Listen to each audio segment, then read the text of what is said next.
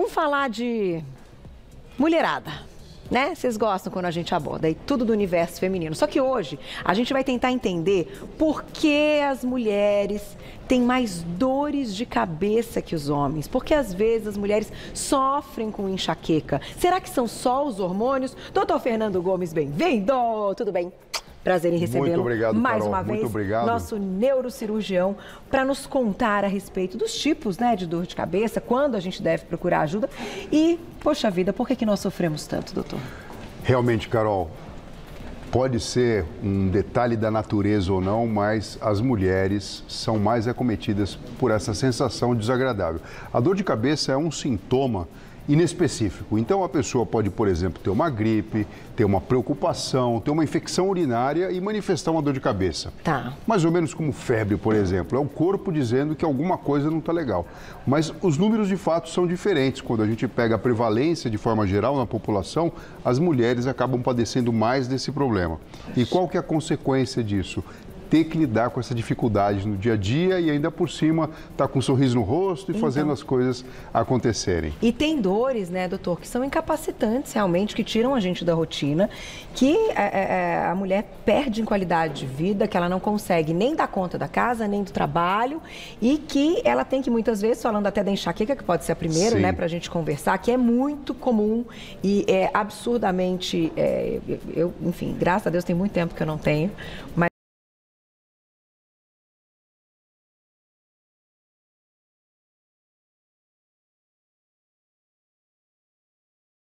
Existem mais de 100 tipos diferentes, tá? Mas basicamente a gente pode dividir em cefaleia, né, que é o nome médico para se tratar do problema primária, que é o problema em si, a doença em si, enxaqueca, é a vedete, é a principal delas. 15% da população, homens e mulheres, acaba tendo, sendo muito mais prevalente em mulheres. Ou então secundária. Quando a gente fala dor de cabeça secundária, é porque ela decorre de algum outro problema. Por exemplo, uma infecção, uma meningite, um tumor na cabeça, um aneurisma cerebral, e a gente vai conversar sobre isso também. Mas, falando das cefaleias primárias, falando de enxaqueca principalmente, é um tipo de dor de cabeça que geralmente acomete um dos lados da cabeça, as têmporas, via de regra, e geralmente a característica é pulsátil. Então, se você já sentiu isso ou sente isso, isso pode ser enxaqueca. Dura de 3 horas até 3 dias, até 72 horas. E bate, você tem a sensação que o coração está batendo na cabeça. Pode ter náusea, vontade de vomitar, vontade de querer ficar só no escuro, deixar todo mundo quietinho, não escutar nada para poder passar por essa situação e então melhorar.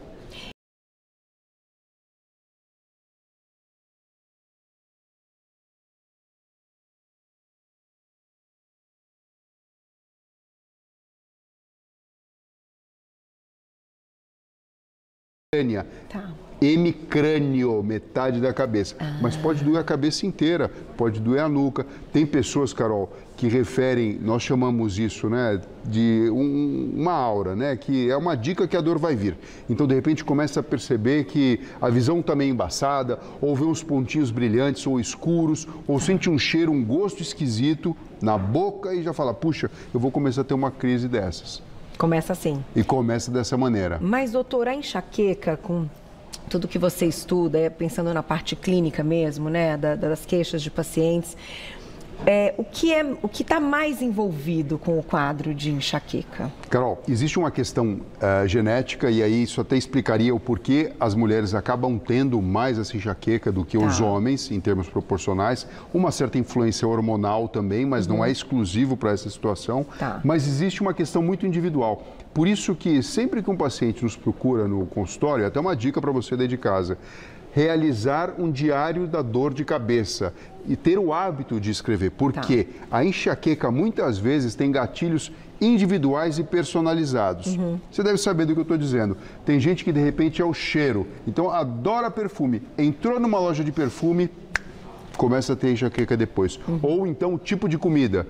A pessoa gosta de uma boa comida, gosta de um bom queijo, gosta de um bom vinho, porém tomou vinho e com certeza vai ter uma crise de enxaqueca terrível no dia seguinte. Ou de alguma uva específica, horas. Exato, né? exato. Então, detectar qual que é o gatilho individual e personalizado que você tem, porque aí já começa uma primeira dica, que é da prevenção é necessário se autoconhecer para gerenciar toda essa situação. Gente, porque depois, o dia seguinte, as minhas sempre começaram de madrugada. De madrugada? Madrugada, tipo 4 da manhã. Ali, sabe? Assim, você já abre o olho e fala... Sabe? Aí na hora que acorda, meu Deus, parece que, enfim, atropelaram, assim, uma coisa, né? Graças a Deus faz tempo que eu não tenho. E aí, geralmente, o tratamento, ele tem 2 pilares.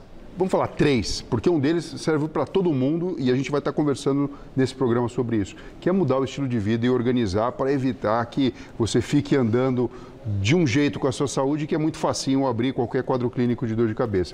Mas os 2 pilares, medicamentos e medidas para evitar ter crises e que, se elas vierem, venham mais fracas. Então, existem medicamentos para isso, de uso contínuo, que algumas pessoas têm essa indicação médica.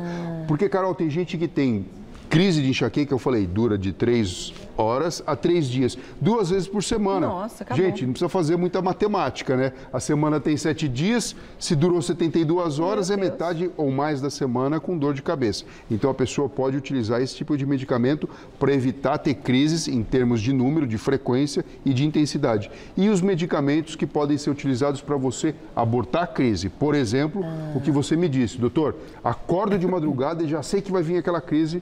Lá já existem algumas dicas e orientações específicas. Pode ser um anti-inflamatório, um analgésico, algum remédio mais específico que funcione para você.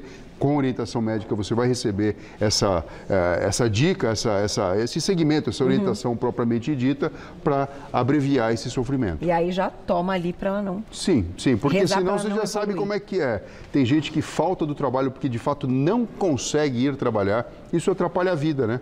Porque às vezes tem coisa que não dá para você faltar, não dá para você deixar de realizar e é muito ruim. Eu já fiz muitas entrevistas com enxaqueca, doutor Fernando. Eu imagino, é uma luta, né? Olha, arrepia de lembrar da situação, porque lateja, né? Mesmo medicada. Sim. Então, gente, procurar ajuda, né? O doutor deu várias dicas, fazer ali o seu diário, como a dor começa. Carol, sem contar que tem gente que tem náusea e precisa vomitar. Imagina você tendo que fazer um trabalho, por exemplo, como esse aqui, de conversar, trocar ideia, fazer uma cara boa e de repente você está sentindo uma coisa que é quase que um instinto. E você sabe que dá para perceber, quando você conhece muito a pessoa, o olho cai.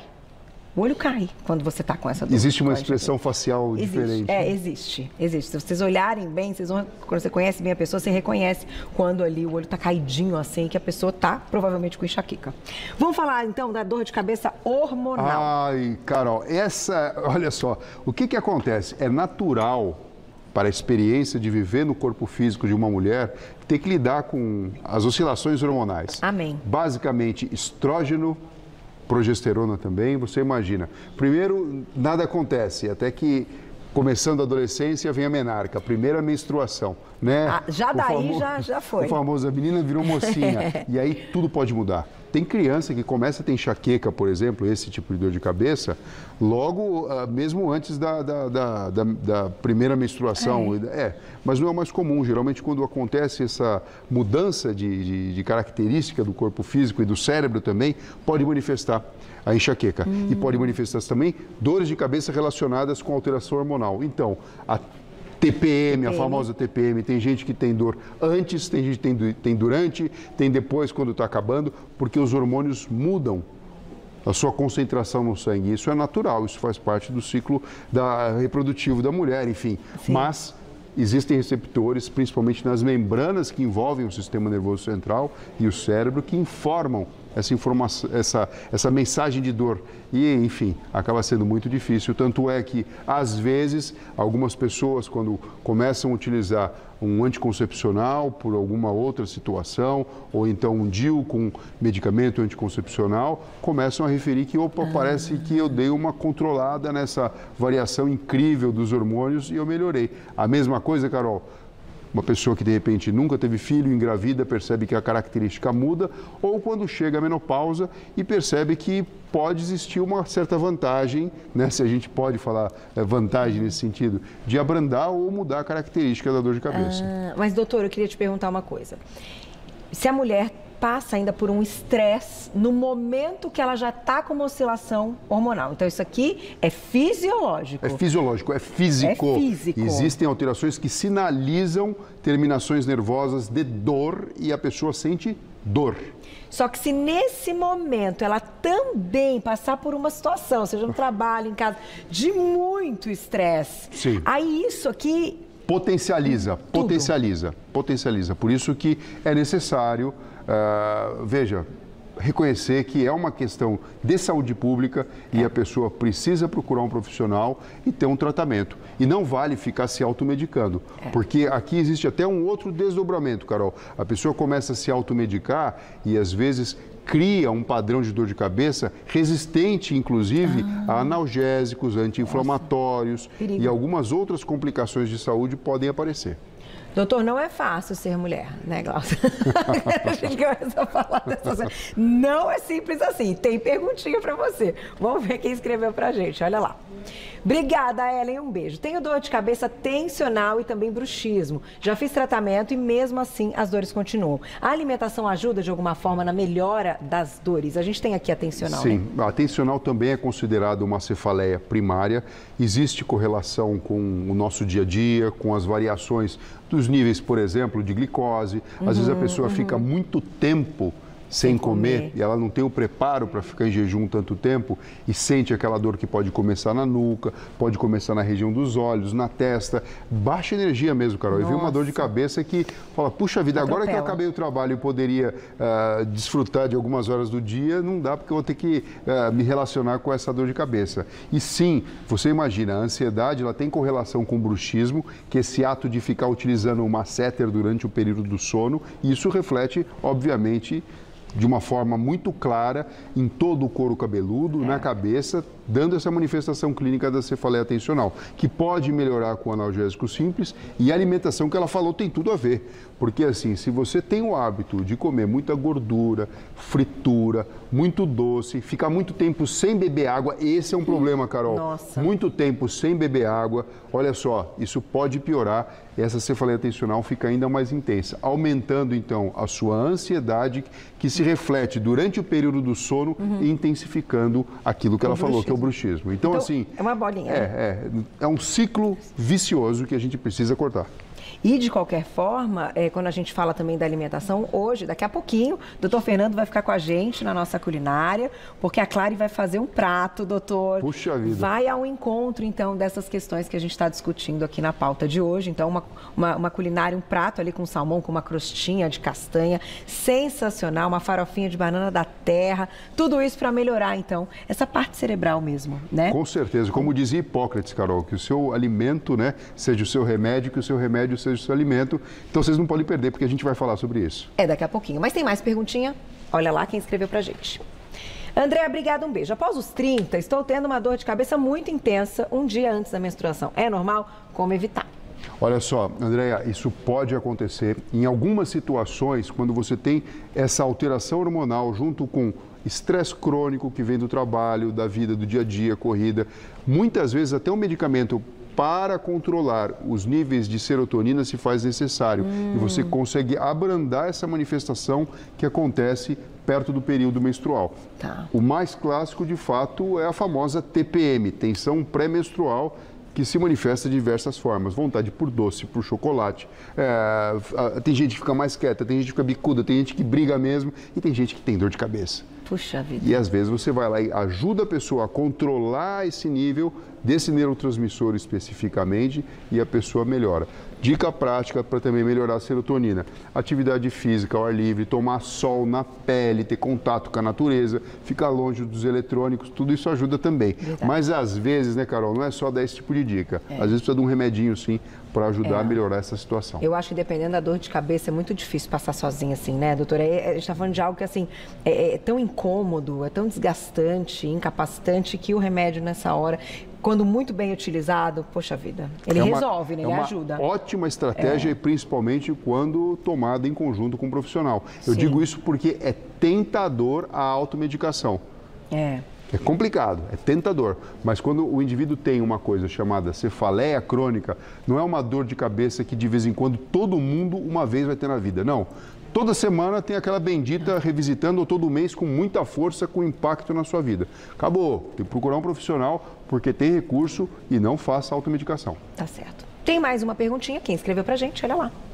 Joyce, obrigada, um beijo. Percebo que antes de vir uma crise de enxaqueca, eu sinto muito sono e até uma sensibilidade no couro cabeludo. Logo depois vem a crise. Isso é normal? Olha só, a Joyce está contando pra gente aquilo que eu disse, é um tipo de aura, é um tipo de recado que o sistema nervoso já passa para você que vai vir uma bela enxaqueca. O mais comum, geralmente, são alterações visuais, né? Como fosfenas, que são alterações ou brilhos ou pontos escuros, mas isso também pode acontecer. É uma sonolência, como se, na verdade, existisse uma alteração do padrão de funcionamento cerebral.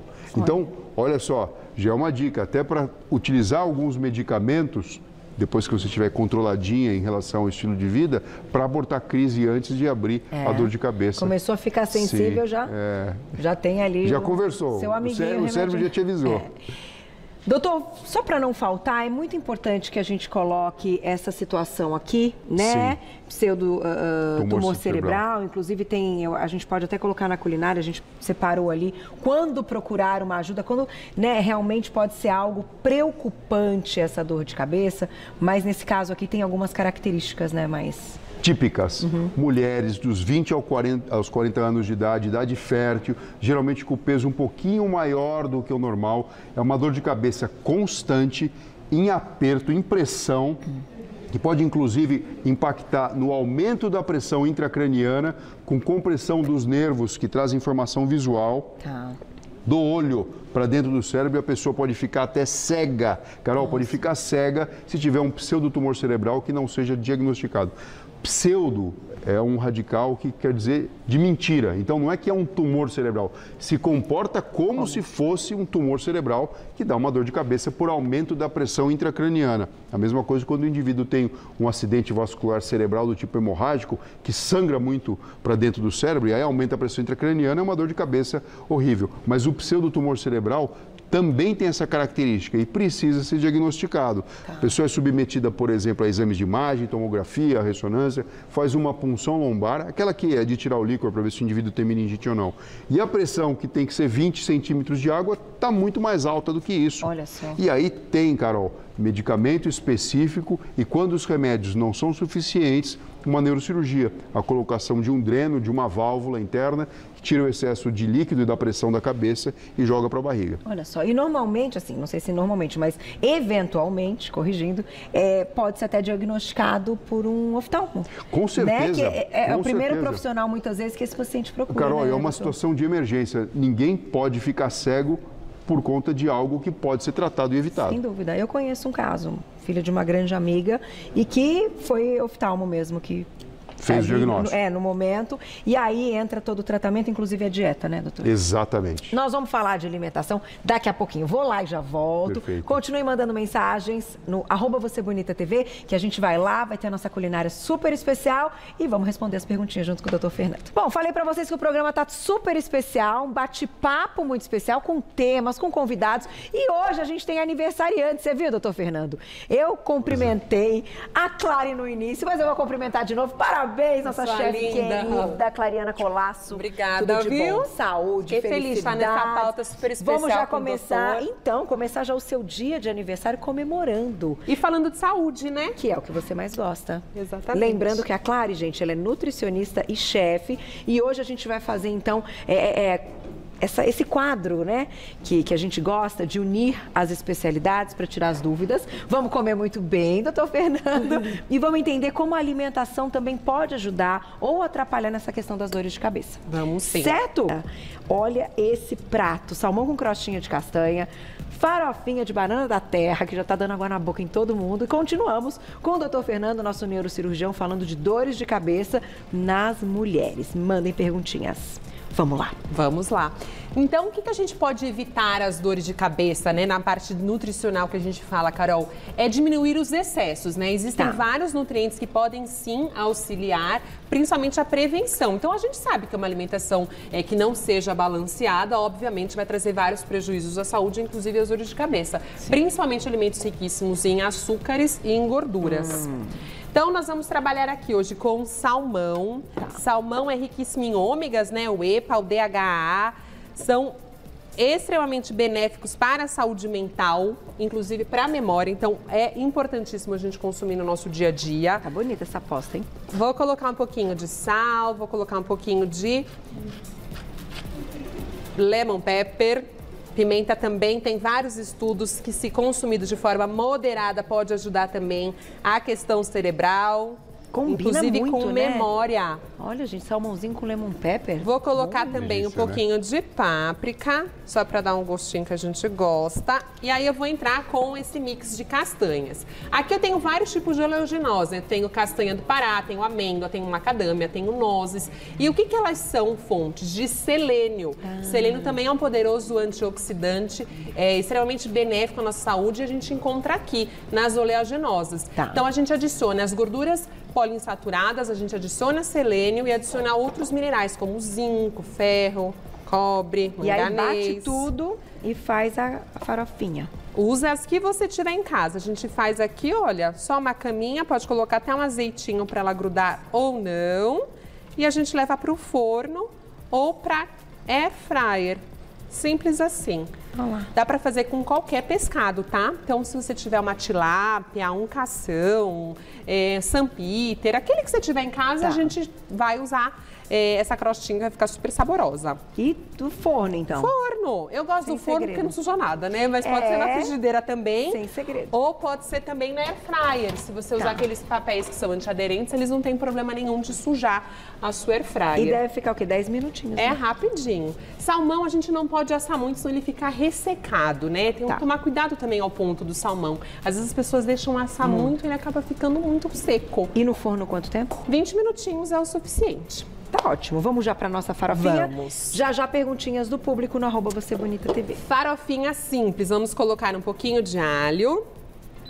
Pode aumentar. Vou colocar um pouquinho de farinha de mandioca. Pode ser a farinha também que você tiver. Essa aqui tá crua. Farofa é um negócio muito bom, né, gente? Vale Eu cada amo. caloria. Delícia, Farofa uma é um delícia. negócio que E ele entra no lugar do carboidrato, ele tem a função energética aqui. Por que que a gente está colocando a banana? A banana é fonte de potássio. Potássio também ajuda aí a minimizar as enxaquecas. Ai, é verdade. Vamos só deixar dar uma douradinha. Vocês veem que eu não coloco nenhum tipo de gordura, não coloco nada. Só coloco um pouquinho de alho, O segredo é a esse, farofinha né? e deixar torrar. A torra que deixa saborosa a nossa farofa. Depois vamos entrar com a banana da terra, ou pode ser a banana que você desejar. Eu adoro a banana da terra, eu acho que traz um sabor gostoso, sem ser muito açucarado, né? E tem menor índice glicêmico, ou seja, Aqui é ela bom e faz tá, bem. Só crua. Só crua. Tirou a casca. Só cortou. isso. Vou dar uma E refogadinha. ainda é fácil, né? Tá vendo, doutor? Pois é. E aí já entra como seu grupo energético, né? Então, assim, não tem arroz, não tem batata, não tem nenhum tipo de cereal. Tem esse aqui que já tá riquíssimo aí em energia pra gente acompanhar o nosso salmão e a nossa saladinha. Que outras farinhas você acha que combinaria com a farofa? Olha, farinha de mandioca, farinha de milho, farinha tipo panko, que é aquela de pão. Tá. Se você por acaso tiver algum pão, tem muitas pessoas que perguntam, claro, eu posso usar pão sem glúten, que eu tenho aqui em casa. Posso usar para farofa? Pode, a gente deixa secar ou torrar, a gente torra rapidamente e depois a gente vem para a panela que se torna uma farofa deliciosa. Ah, legal. Então qualquer Você pão que você tritura. tem em casa, você pode deixar torradinho ou seco. Lembra que as nossas mães faziam? Torrada, farinha de rosca. A farinha de rosca nada mais é que o pão, né, feito à base de trigo, torrado. A gente pode transformar esse pão de trigo em mandioca, que é muito mais saudável, mais prazeroso. E tem menor índice glicêmico. Você gosta também. da aveia? Eu adoro aveia. A aveia é riquíssima em beta-glucana, né, que é uma fibra essencial para o nosso corpo, principalmente para a prevenção de doenças cardiovasculares. Então, além de ajudar a bom funcionamento intestinal, a questão da saciedade, ela é rica em proteínas e também as beta-glucanas. Eu sou fã. Muito bom. Doutor, sabe o que eu ia te perguntar? Falando nessa questão de alimentação, pensando na sua parte clínica mesmo, toda vez que você está ali analisando um caso que envolve essa questão crônica até de dor de cabeça de X paciente, o que você nota que acaba sendo comum, assim, né? Principalmente falando das mulheres, a parte nutricional, ela está muito presente? A parte nutricional chama muita atenção e a relação com o sono também. Tá. Então, às vezes, por uma questão de praticidade, a pessoa pula algumas alimentações, entendeu? Tipo, junto com aquela ideia, tô meio de dieta, mas na verdade tá na correria. Tá. Ou então come realmente de uma forma inadequada. Como ela falou no começo, alimentos com muita gordura, com muita fritura, muito doce, muito fast food. Tá. Aí quando você começa a organizar, você fala, puxa, peraí, isso. Você precisa, na verdade, tomar conta do que você coloca para dentro do seu corpo. Olha, gente, não é por nada não, mas assim, olha, tem 3 elementos que são super importantes em termos de suplementação para se evitar enxaqueca. Então, vitamina B2, magnésio, a gente sabe que é muito importante, coenzima Q10. Posso falar um negócio para vocês aqui agora? No nosso salmão daqui de hoje, tem tudo isso. Tem tudo. Tem tudo isso. Então, é lógico, você não precisa sofrer ou comer só coisa que talvez você imagine que o paladar não vai ser daquela maneira, entendeu? Olha só que coisa maravilhosa. Maravilhoso. Não é? Super, né? Então, eu noto isso, Carol. Muitas vezes existe um certo descaso por uma questão de muitas preocupações no dia a dia e deixa em segundo plano essa atenção que tem que ser tomada. E é lógico, né? Não adianta você tomar assim, vou almoçar, o que vou almoçar agora, 11 horas da manhã? Não, é uma preocupação que você precisa, na verdade, marcar com uma nutricionista, ter uma orientação, enfim, especial planejamento, né? Para poder usufruir disso. Você acha que é muito industrializado também? Porque hoje a gente discute muito essa questão do industrializado. Eu acho que sim. Existe uma grande correlação entre você se alimentar de embutidos, de matéria, até mesmo proteína animal que é processada, além de uma grande correlação com o maior risco de câncer, também com a manifestação clínica da dor de cabeça.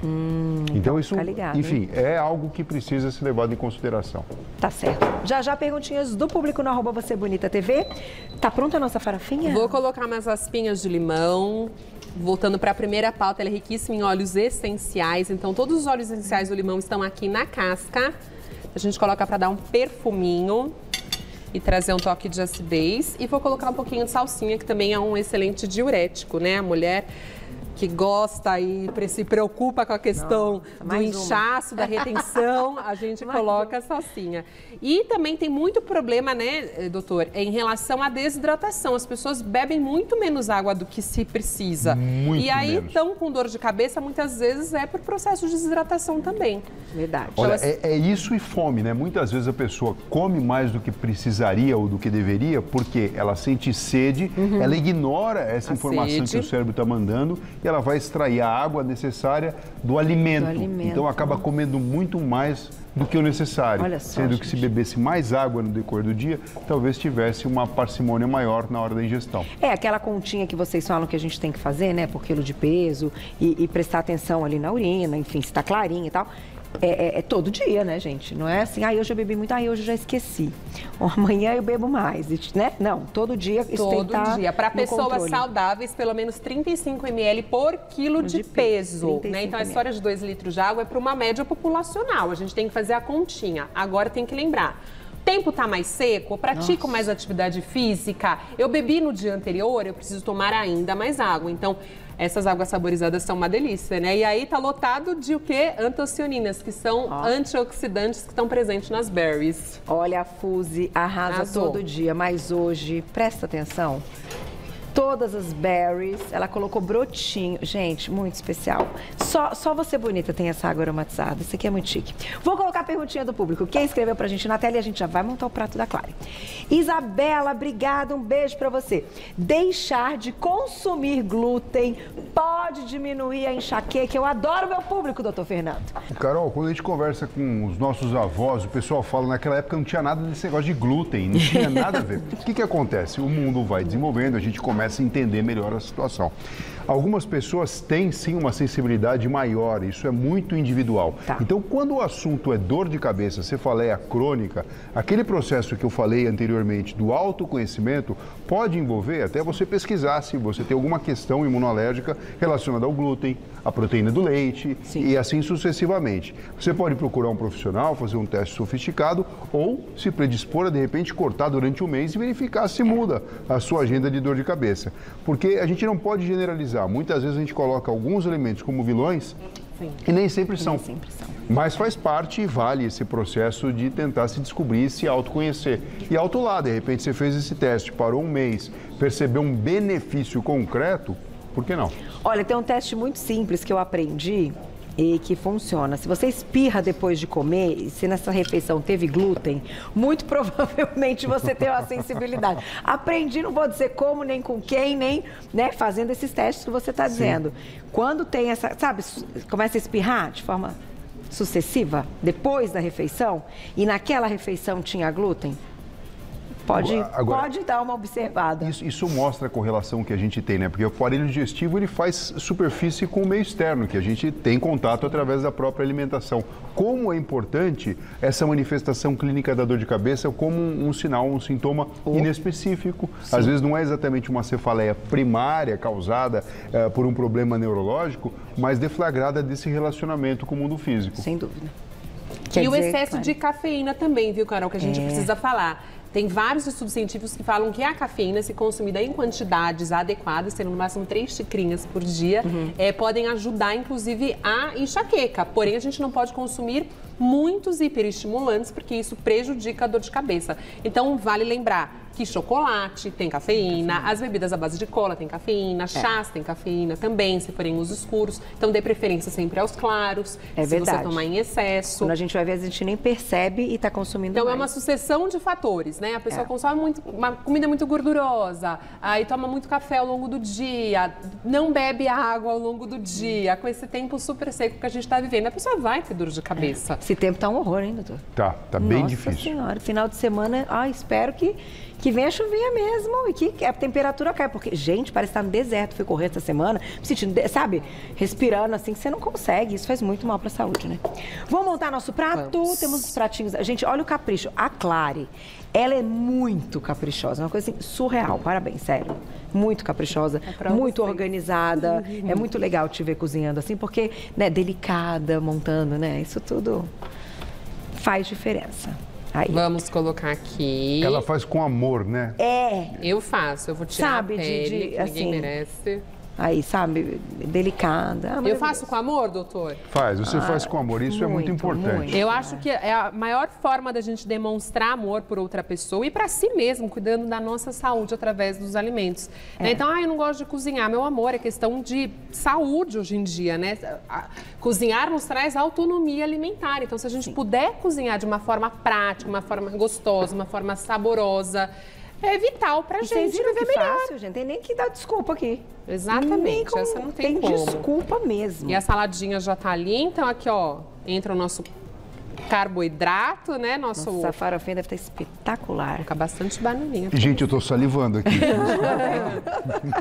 Essa é a parte boa. Vamos lá, queridos. Você quer servir? Eu vou sentar ali no meu cantinho, então. Claro, deixa eu pegar o seu prato para você sentar junto com a gente. E hoje é aniversário dela, hein, gente? Olha que especial, que coisa boa. Aí, ó.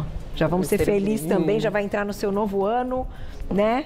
Com o pé direito. Carol, assim, pena que na televisão não passa o cheiro gostoso que a gente está sentindo aqui, eu acho que as pessoas ficam com muita água na boca, doutor, porque, né, não tem como, assim, uma imagem, né? E façam. E não só falando da questão da dor de cabeça e tal, mas isso aqui é muito bonito para você servir para sua família, né? Ai, Carol, mas esse peixe... Talvez não dê, troca o peixe, mas a farofinha, né, acessível, gostosa, comidinha caseirinha ao mesmo tempo, com um valor ali e com a questão da comida conforto, né? Eu acho que isso é importante também. Tem perguntinha, Glaucia, já? Vamos experimentar? Eu acho que acabou a bateria do meu ponto, gato. Fala comigo, Glaucia. Acabou. É assim que a gente descobre. Pode chamar perguntinha? Perguntinha na tela. Ai, gente, eu me divirto. Kelly, obrigada. Um beijo pra você. Tenho dores de cabeça somente durante as madrugadas. Qual será o motivo? Tem enxaqueca. Olha, aí, igual eu. Posso responder agora, Carol? Super, Olha só, o que acontece? Durante o período da noite, a gente tem um imaginário, a população tem um imaginário que o cérebro deixa de funcionar e alguma coisa mágica acontece. Tá. O cérebro não para de funcionar. E problemas relacionados com uma noite de sono mal dormida podem impactar no corpo físico e até na performance intelectual. Tá. Então, exames como, por exemplo, a polissonografia, muitas vezes devem ser realizados porque a pessoa vai lá e descobre que tem apneia do sono, que tem desvio de septo, tem adenoide, tem ronco, tem uma dificuldade de trocar oxigênio e isso pode fazer com que aumente a pressão intracraniana, porque o cérebro precisa de oxigênio. E para conseguir esse oxigênio, todos os vasinhos da cabeça dilatam dentro do crânio, dentro da cabeça. Entendi. Resultado, aumenta a pressão intracraniana e começa uma dor de cabeça terrível que faz a pessoa acordar para conseguir com que o sangue chegue até o cérebro. Olha então, isso. assim, precisa estudar melhor, às vezes realizar uma polissonografia, procurar um profissional e resolver essa questão do sono, porque isso pode estar deflagrando uma dor de cabeça horrível. E diminui muito a qualidade de vida, gente, por favor, não dá, né? Bom apetite? Vamos Bom experimentar? apetite, vamos. Clare. Gente, esse salmão tá sensacional. Bananinha.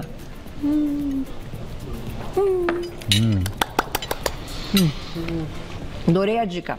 Não coloca nada, só o alho, a farinha que você escolher, a banana e finaliza com a salsinha. Ficou perfeito. Impecável. Parabéns. Que bom que gostou. Tem mais perguntinha, Fefe? Vou colocar a perguntinha na tela, então. Quem escreveu pra gente? Olha lá. Carice, é isso, né? Beijo pra você. É normal ter fortes dores de cabeça com pressão nos olhos durante o voo? O que acontece, Carol, é que os voos, eles são pressurizados. Então, é natural que para que você possa viajar numa situação diferente na atmosfera, exista um preparo.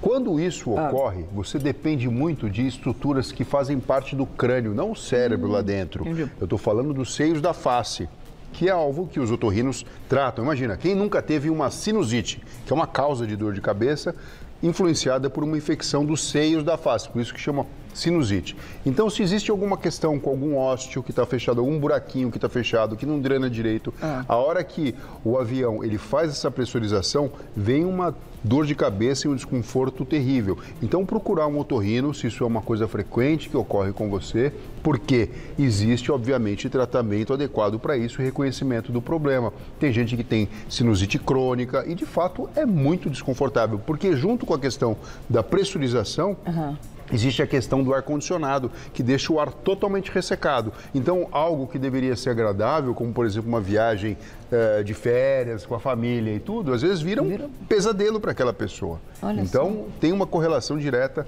com os seios da face e todo esse sistema que a gente tem de controle pressórico.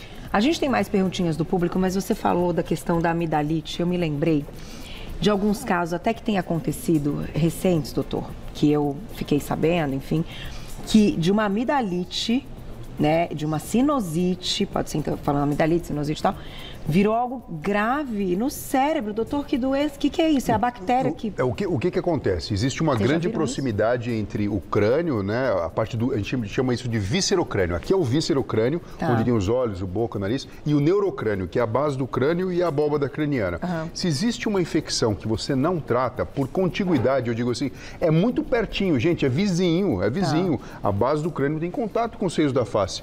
Pode existir a migração de uma bactéria por veias ou por contiguidade e gerar uma meningite ou, pior ainda, até mesmo um abscesso cerebral. Isso acontece, por exemplo, em criança que tem uma otite, que é uma dor de ouvido que também é perto daqui, porque a gente tem a mastoide aqui perto. E essa dor de ouvido vira uma mastoidite ou vira um abscesso cerebral no lobo temporal ou na fossa posterior. E até meningite.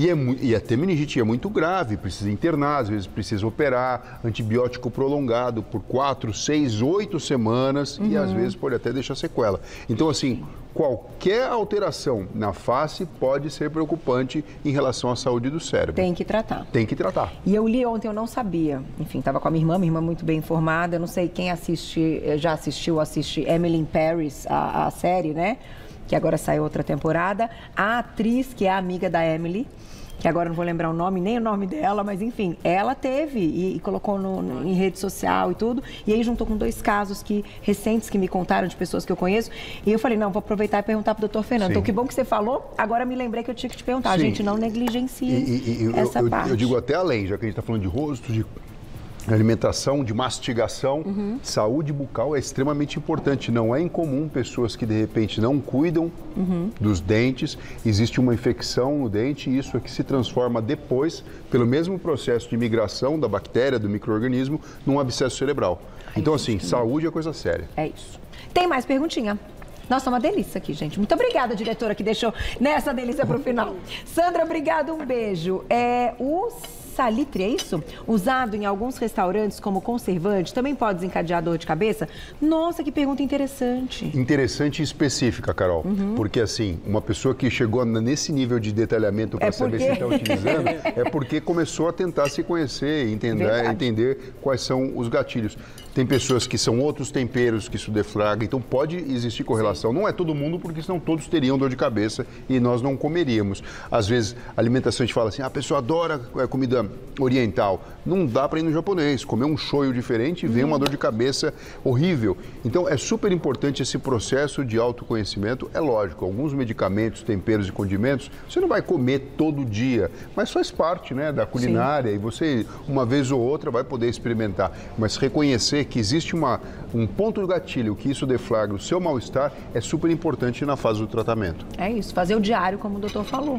E eu acho que a Clary, como nutricionista, também participa aí, né? O problema são os excessos, né? A dicotomia, ou tudo ou nada, ou zero tempero ou muito tempero. Então, a gente buscando, cozinhando e se conhecendo, a gente sabe aquilo que faz bem e o que não faz, né? O nosso corpo é muito inteligente. Então, a gente consegue estabelecer ali um certo linear para quê? Para não ultrapassar aí o nosso limite e nos fazer mal. Não é à toa que vira e mexe quando vai existir algum evento, algum jantar, ou você vai receber alguém em casa, as pessoas perguntam, existe alguma alergia alimentar? Existe algo que você não possa comer. Às vezes a pessoa não é que ela tem uma alergia horrível, mas ela sabe que se aquele alimento for ingerido, ela vai ter uma enxaqueca depois, uma dor de cabeça. E aí, enfim, você vai cozinhar e talvez deixar um prato acessório, alguma coisa diferente para aquela pessoa. De forma gentil. Isso acontece também com o vinho, né? Quem gosta de vinho, né, doutor Fernando? Pergunta, exatamente. Qual uva você pode ter algum problema e tudo? Sim, porque pode ser específico. Às vezes a pessoa ela pode tomar vinho tinto, mas dependendo da uva que dá origem àquele vinho... A quantidade de taninos, né, presente pode realmente prejudicar. Eu sou uma que passo longe do Malbec. Nossa, Malbec... E é um vinho tão bom, né, Então, pois é, riquíssimo em taninos. Tem perguntinha, olha lá. Tá vendo, gente, como o papo vai indo, vai virando assim, ó, bom demais.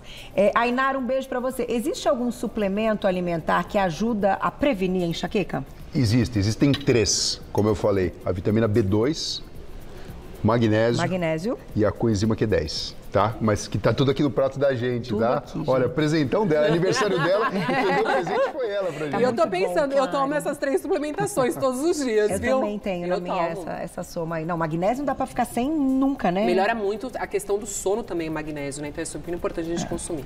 Bom, vamos fazer um brinde pra Clara. Eu vou te pedir minha aguinha que ficou aí do seu lado.